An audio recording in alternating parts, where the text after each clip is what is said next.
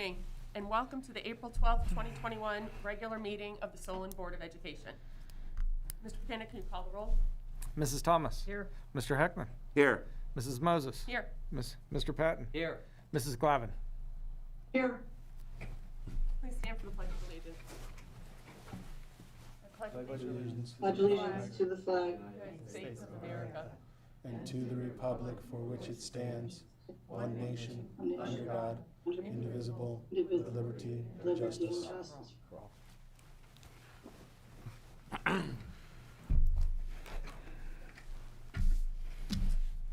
In accordance with Board Policy 0169, this meeting is a meeting of the Board of Education in public for the purpose of conducting the school district's business and is not to be considered a public community meeting.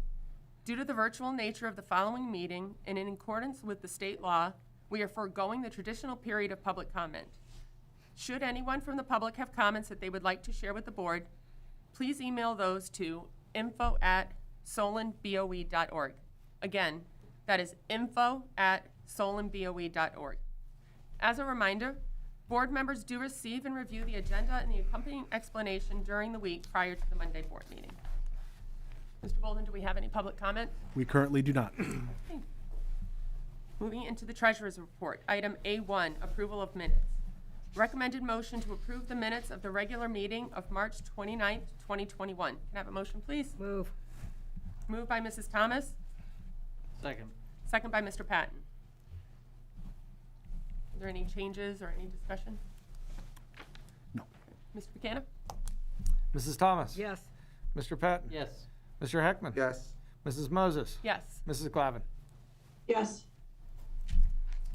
Item A2, approval of bills. Recommended motion to approve the payment of bills totaling $12,841.75 as noted in enclosure A2. Have a motion, please? So moved. Second. Moved by Mr. Heckman, seconded by Mrs. Thomas.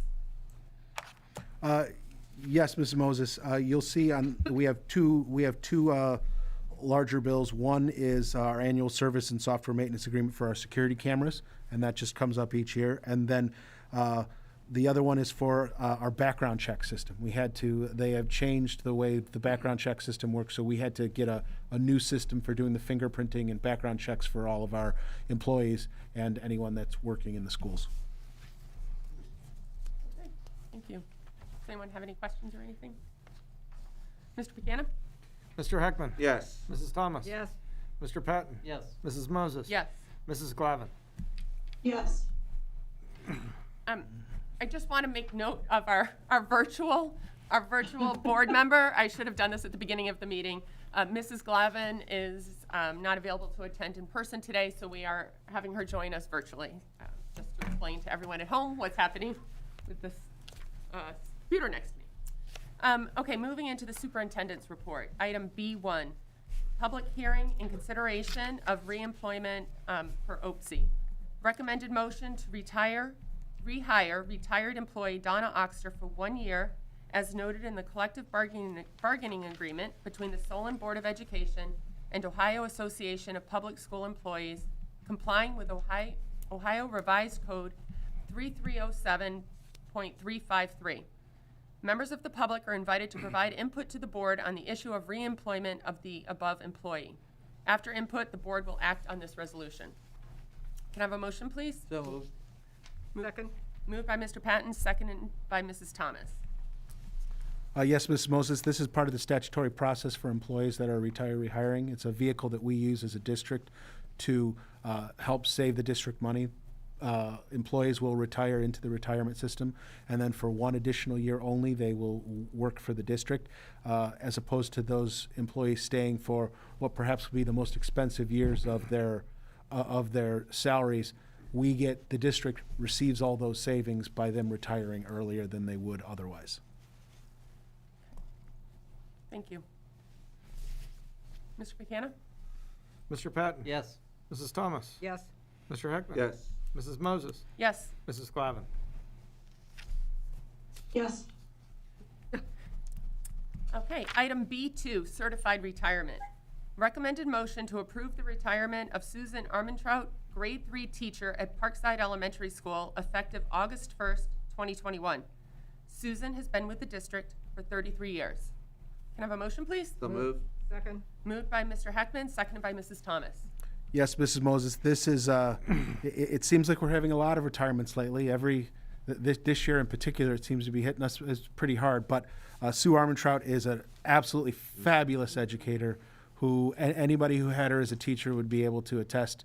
Either I know that as a parent and as a colleague, she's just spectacular, and she will be sorely missed. And we wish her all the best. But 33 years is quite a long time. That's outstanding. Wow, we certainly will miss her, but wish her well in her retirement. Mr. Buchanan? Mr. Heckman? Yes. Mrs. Thomas? Yes. Mr. Patton? Yes. Mrs. Moses? Yes. Mrs. Glavin? Yes. Item B3, classified retirements. Recommended motion to approve the retirements of Thomas Pinizotto, bus driver for the Solon City Schools, and Eileen Siebert, secretary for the Lewis Elementary School, effective July 1st, 2021.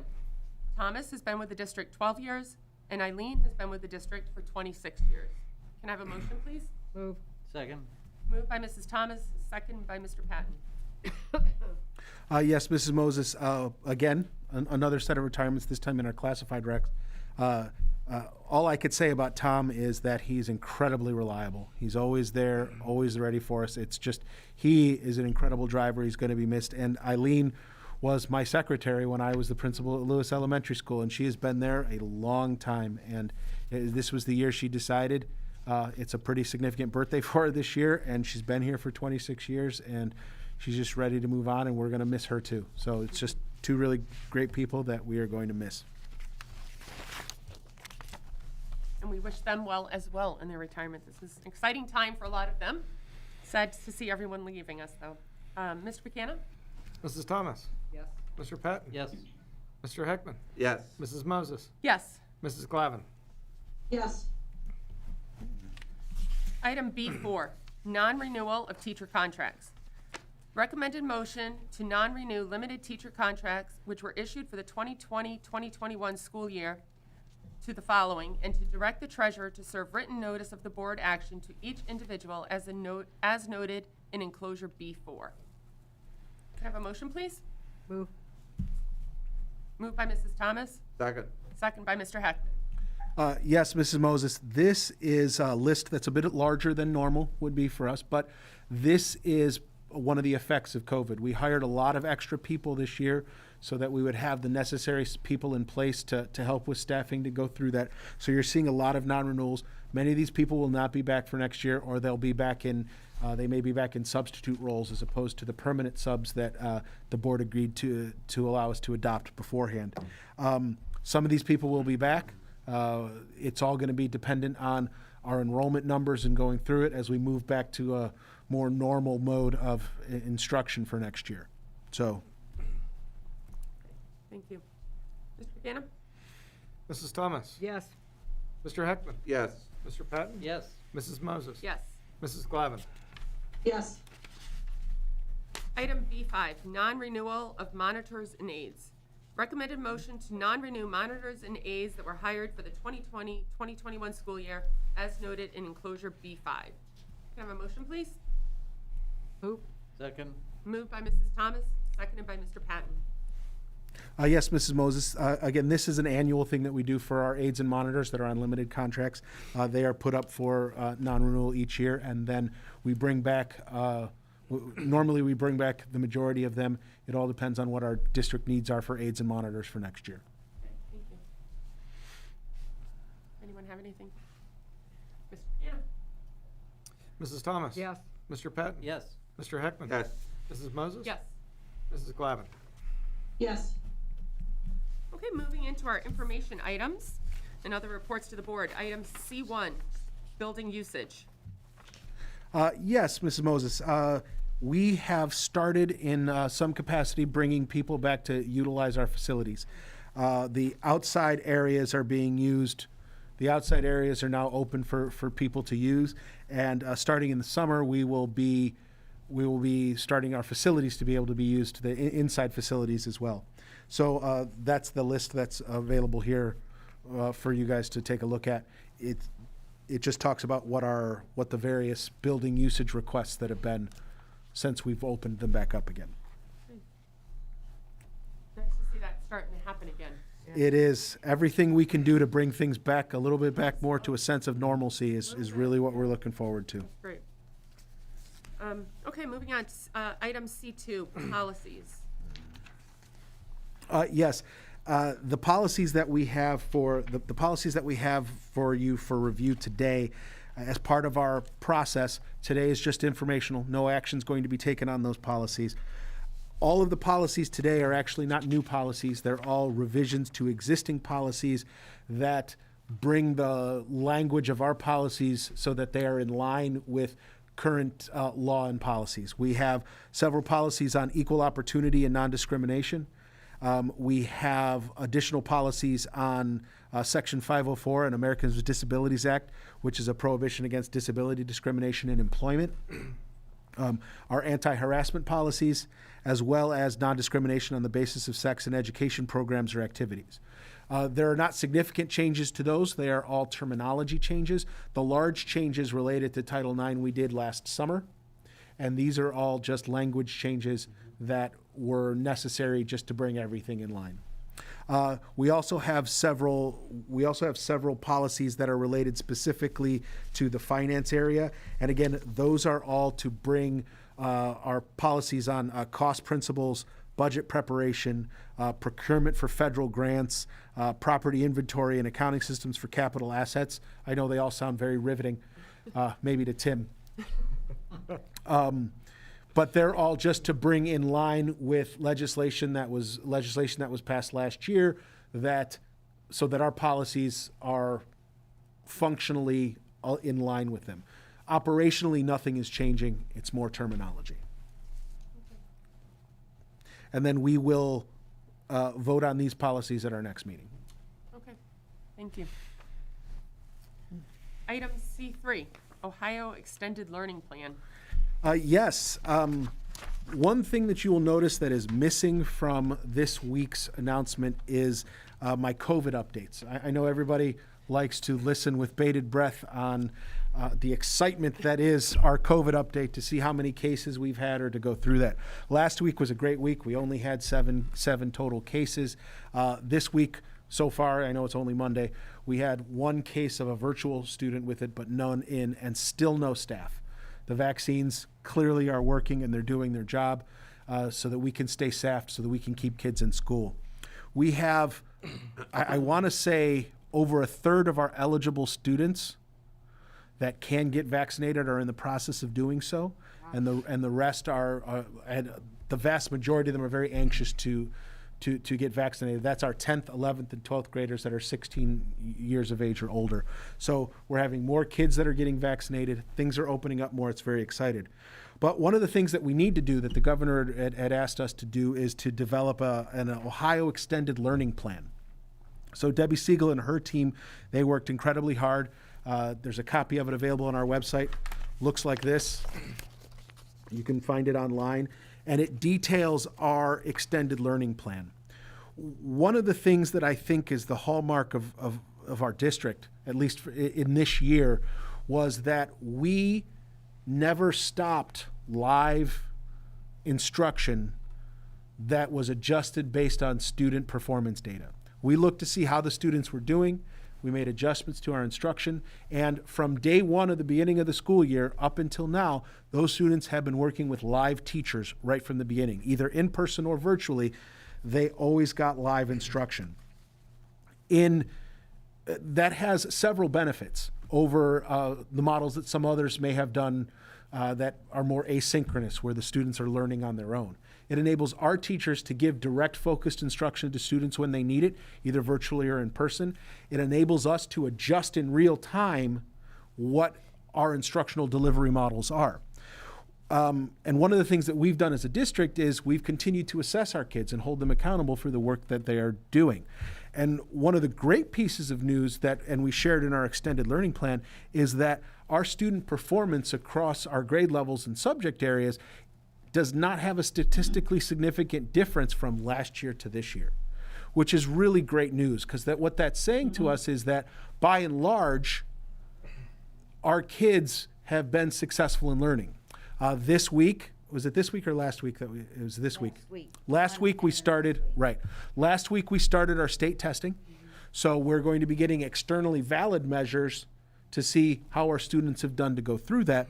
But the other thing that we do in our district is we intervene with kids when in real time when we see that they aren't being successful. We have a response to intervention program where we have targeted interventions and supports for students that need them, and we do those in real time. And it's what our goal is as a district with our extended learning plan is to use those tools that we have in place to help adjust the instruction to help those kids catch up where they need to in real time so that they don't necessarily have to have a special program in order to have that catch up, because it's going to happen directly embedded with the instruction. We also know that our families have been very clear to us that this has been a very stressful year for our students. And so our plan is to just use our normal traditional summer programs that we already have in reading and in math that we normally have for our kids that need them. And our goal is when we start next year, we will have been able to analyze all of our student data that we've gotten from our external tests as well as our internal measures so that we will be able to adjust the curriculum to start the year next year so that everybody gets where they need to be. Debbie's plan is, as usual, incredibly thorough, and we really think it's going to meet all of the needs of our kids. Well, I think the fact that we have been able to maintain our standards throughout this incredibly difficult year is a huge testament to you, Mrs. Siegel, and the entire staff, as well as to our community and our families who have all worked so hard in every day making the best decisions for our students. And I think what you're saying, Mr. Bolden, certainly, validates all of that and all of the work. But thank you, Mrs. Siegel. I saw the plan, and it was quite extensive. Well, and again, I want to thank Mrs. Strom for helping us put together the plan. She really helped us structure it and put it together, so I want to thank her. And I also really want to thank our principals and teachers, because it's their flexibility, it's their real-time learning, it's their real-time intervening for us as adults that really help this become possible. They've made lots of changes continually this year to meet our students where they are and to help all of our students, whether they were in person or virtual. So I really want to recognize all of them, too, for all of their efforts. Absolutely. Thank Ms. you. Roll, could I ask, what type of feedback might you expect, Mrs. Siegel, expect from the state board on the State Department of Education? We are not anticipating any feedback. What they asked us to do is share with them what our plan was. Actually, not even share the plan, but share a link to that plan to the state. And on the state's website, there is a directory of every district's extended learning plan so that people can click on that, go to the Ohio website so that they can click on it, and then they can see what the plan is. It's really more of the governor's call to make sure that we're communicating to our families how we are addressing their kids and how we're going through it. So there isn't a specific feedback that we will get on the plans. And the plans, if you go online to look, the plans run the gamut from something like ours to a sheet, a single sheet that basically says, here are the things that we are doing. Debbie and her team, we tend to be a little more thorough than that, but it is, I think it's a solid plan, and I think it reflects the hard work that everybody has been doing and will continue to do. Very well done. Okay. Item C4, some good news. Solon Schools named a 2021 Best Community for Music Education. Yeah, this is exciting. How many years in a row is this now? This is our 5th year that we are a 2020, that we are the NAMM, which is the National Association of Music Merchants. They do a best communities for music education. And anybody who has been to any of our concerts, to any of our shows with the choirs or the bands or our orchestras or our musicals, you will see that we are a school that values arts education. It is one of our three pillars of academics, athletics, arts, and extracurriculars. We do an amazing job, and this is just a external validation of that hard work that we're doing. In order to qualify for this, we have to provide comprehensive information about what our commitment are to music standards, how we fund music, how it's included as part of our graduation requirements, what our level of participation is. And again, if you come to any of our events, you can see our level of participation is amazing. We have more kids in our band than some people have in entire grade levels in some districts. As a parent who had 2 kids that came through our music program, I know what a powerful tool it is for our kids, and it's something that I know that you as a board and we as a district, it's something that we believe deeply in because we know the positive it can do. There are some kids who they will go through their entire lives, and the things that they remember the most about their experience here in Solon was what happened in the music program. So this is just a kudos to them and all their hard work for making something like this happen. So, Congratulations. Congratulations to everyone. Okay, that brings us to any other board reports or committee reports. Mr. Bolden, do you have anything else? no, Mrs. Moses. Mr. Cannon? No, Mrs. Moses. Mr. Patton? No, Mrs. Moses, thank you. Mr. Heckman? Well, speaking of music, I mean, the musical is this week. It is this week. It is the Freaky Friday, the new music. And so, yeah, I don't know how many tickets there are because we're being safe and distancing, but they're also streaming it, I believe, the following weekend. So, if you can't make it and would watch it streamed, I have a feeling it's gonna be just like any other. It's gonna be excellent. Tickets are, I'm glad you brought that up. Tickets are very limited. Right. If there are available tickets, we will post on our social media platforms how to get access to those tickets. They're very limited in number, obviously, because of our distancing requirements. I will be partaking of the shows virtually next week. I just don't want to give up a seat for a parent that might want to see their kids live. So, but I'll be partaking virtually. I'm very excited. Freaky Friday is a great show. I'm excited to see what they do with it. Yes, so am I. You know, it hits a little different when you don't have a kid in there and you just want to see it just to see it, because then you're just enjoying the shows, and they're so professional. The productions are just top shelf every time. Chris Ferenzi does an excellent job. She does. Right. Chris does an excellent job. Between her direction and Mark Joe's Alden with the band. And, right. Joe Ferenzi. Joe Ferenzi, in production design, and absolutely. Strings. McDougal, Mr. McDougal, Mr. Jerry McDougal, Jerry McDougal. They're all fabulous individuals. They really are. Good. It's great the kids were able to do it this year in this crazy year. That's right. And for one that can't carry a tune, I really appreciate our department, let me tell you. Mrs. Thomas, did you have anything to No, share? not really. Okay. Mrs. Siegel? No, Mrs. Moses. Okay. I actually attended the PTA council meeting last week, and as I said at that meeting, it's very inspiring. The parents are working very hard as we come into the fourth quarter and planning a lot of events. They have a little bit more flexibility, working on some end-of-the-year events, and really working really well with the staff and the administrators in each of the buildings and trying to make it as special as they can for the kids. And it's exciting to see after a long, what are we at, about 14 months of this, and the end of the year, it looks like there's going to be a lot of the traditional activities are going to happen. May look a little different, but the parents and the PTA are working incredibly hard. So thank you to all of them, and you know, another piece that we're very fortunate in Solon to have that strong PTA. I'm sorry. I'm Thanks. sorry I skipped you. That's all right, that's all right. At this point is our second chance for any public comment. Are there any? I don't have anything in the info inbox. Okay, then I will take a motion for adjournment. Move. Second. Moved by Mrs. Thomas and second by Mr. Patton. Mr. McKenna? Mrs. Thomas. Yes. Mr. Patton. Yes. Mr. Heckman. Yes. Mrs. Moses. Yes. Mrs. Glavin. Yes.